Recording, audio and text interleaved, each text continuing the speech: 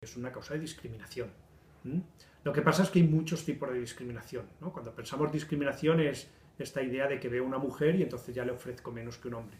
Pero puede ser discriminación en la manera en la que se hacen las promociones dentro de la empresa.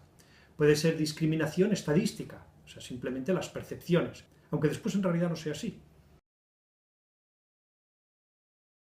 Cualquier planteamiento sexista es ineficiente por definición, ¿no? Porque si excluimos un grupo a la hora de tomar decisiones, bueno, si reducimos el conjunto del que podemos elegir, la elección nunca puede ser mejor. Y en este sentido es ineficiente.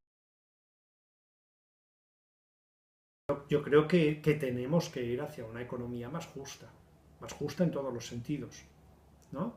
Justa no significa igualdad, en el sentido de igualdad de todo el mundo iguales, pero esto no significa que tengan distintos derechos o que haya desigualdad. Esto no tiene por qué implicar desigualdad.